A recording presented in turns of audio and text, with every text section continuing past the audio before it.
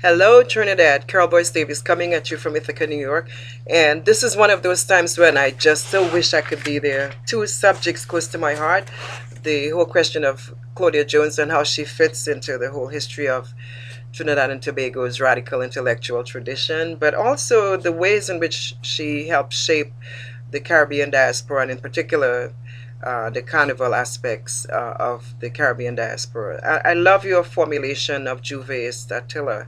I see it as having a lot of possibilities for doing all kinds of work. I was asked to talk about Claudia Jones and her place in Black feminist thought or Black feminist discourses, I suppose. So I want to say, first of all, that while she is known in London primarily as the founder of the first Black newspaper, the West Indian Gazette and Afro-Asian Caribbean News, and through it was able to launch the first carnival in London, which now people recognize as her having conceptualized the not what would be subsequently the Notting Hill Carnival, as it's known today. She had a very active life, political life, before coming to or migrating to England. And this active political life, one of the key pieces is her formulation of a Black left feminism. She does this through being the secretary of the Women's Commission of the Communist Party USA. She was a member of the Communist Party from the time she was 18 years old. And she joined the Communist Party, as I indicated in my work, because of being radicalized through what was called the Scottsboro Boys trial, but also through the discussions around the invasion of Mussolini into Ethiopia. Now, Claudia Jones, made her way up the ranks of the Communist Party USA, and at that point, being a member of the Communist Party was not demonized as it would be by the 1930s. So it was many different people in the CPUSA or in and around it who had left positions. Back then, you couldn't help but have a left position. And that left position often had to do with challenging racism, challenging the ways in which Black people were located in society, which therefore, for Claudia, she felt that the Communist Party had the best explanation of the actual conditions of Black people. So she worked with the Women's Commission of the CPUSA, and that relates to the third critical point, that it's in that capacity that she begins to formulate some of her major ideas. Her first essay published is called For New Approaches to Our Work Among Women. And in that essay, she tries to put on the table, or puts deliberately on the table, the questions of race, class, and gender. Now, race, class, and gender as a formulation is more identified with Angela Davis. But keep in mind, Angela Davis was in the Communist Party as well, but she would be a beneficiary of the kind of early work that somebody like Claudia Jones and her colleagues at that time would have done. So race, class, gender is a position that comes out of the Communist Party, and simply because it brings together questions of where women are located in society, and particularly Black women, working poor women, women of different ethnicities who are not part of the mainstream. They are subordinated through questions of their race, to their gender, and definitely their class. So putting those three things together gives a lot of room for a lot of different kind of work, which is called by some people Black left feminism, Marxist feminism, socialist feminism, and so on. Claudia would be at the very front then, if you want to locate her in terms of Black feminist thought, of that defining of that woman, race, and class position, and therefore of that Black left feminism as it's come to be called now. And that's critical because people talked about feminism as really not covering all the positions as it relates to women of the world. And similarly, Black feminism, we realize in terms of analyses, left out quite a bit. And one of the big pieces Black feminism left out from its earliest articulations, although the early articulations did talk about race, class, and gender, but subsequent articulations tended to work with just race and gender, and still do to a certain degree. So putting back class into the mix would put Claudia Jones and other people like Angela Davis more solidly back into that discussion.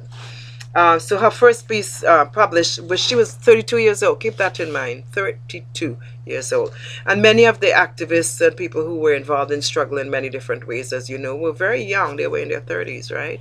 So essentially, Claudia Jones was part of that group. And I'm saying this to encourage young women who feel sometimes that they're not able to contribute. Yes, this is your role to do that right now and not wait until you are encumbered by work situations and difficulties with children raising and so on. And although many black women and various women did it all anyway, but it's, as you know, more difficult. So don't feel like being young is a barrier. It's actually an advantage to all of that. Okay, and plus you're able to talk to audiences in a much more um, in the idiom of the day, let's say, right? So she did this as well. Claudia Jones articulated her positions as well by creating what she called Half the World. Now, Half the World is used by UN agencies and other agencies to talk about the fact that women represent half the world. So here you have Claudia back in the 1940s already articulating that, which would now become commonplace or common sense understandings of how one sees the world, that women represent at least 50%, often more. In some estimations, it's 52% of the world's population, but are limited in terms of the resources, often getting less than 10% of the world's resources. So there's an imbalance, there's an inequity as far as women's access to resources are concerned. So her formulation, Half the World, is really something that she ran through columns in the Daily Worker, but you would also see it running in through her essays. Another major contribution she makes is developing what she calls the super exploitation thesis. And she would write a piece called We Seek Full Equality. Notice the titling, We Seek Full Equality, which is published in 1948 now. And in that piece, she defines the whole question of black women as being super exploited. What does she mean by that? That all workers are exploited because of their condition in the workforce, particularly working class people who give more labor than they receive in financial remunerances. But she's saying additionally that women who are exploited by those other workers too are doubly exploited, and they're also super exploited by the larger system. In other words, black women, working class women, give over much more labor than they're given back in terms of equivalences, in terms of benefits.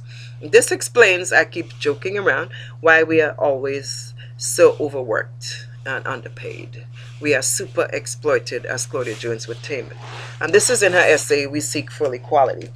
Thus, she uses her activism and her positions in the Communist Party to bring together those positions about women, race, and class, but also to solidly articulate a position for the black poor woman.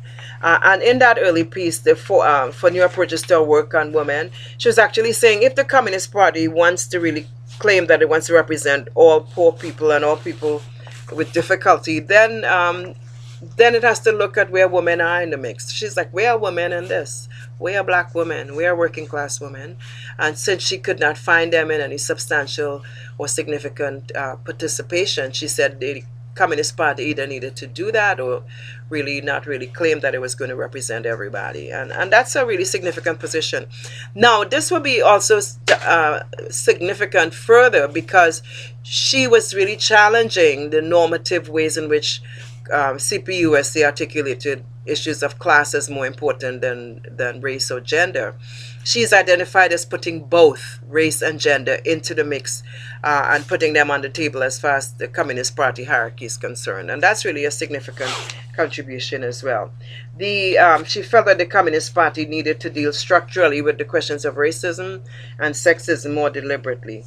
So her essays, all of them published in that early period, 1947, 48, 49, would be significant in that. Now, there's something also very important that I have to say as far as this is concerned, and maybe that would be my last point, that the reason why she would be eventually incarcerated and initially tried as a communist was for an essay she published on a paper, a speech she gave, which was eventually published as a paper, and it was called International Women's Day and the Struggle for Peace. So she became a political prisoner for doing work on women. Keep that in mind.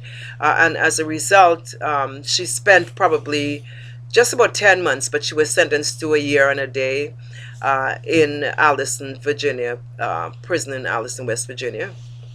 And in that capacity, suffered quite a bit in terms of her health, and was released actually because of her ill health. Spent a little bit of time sort of contesting what would happen afterwards because she was subject to deportation since since we were still colonized at that time, and Britain did not particularly want a radical communist showing up in Trinidad at that time, and they argued that for her health and other reasons that London would be the place for her. And there she is in London, using her position there, not so much to work with Communist Party issues, but really to develop cultural institutions which would still maintain themselves today and which will be still part of that framework, the carnival being one of them. Such a joy talking to you, and again, I wish I could be there and have a wonderful time and a lovely encounter and lovely conversation. Bye. Carol Boyce Davies saying, see you later, see you soon.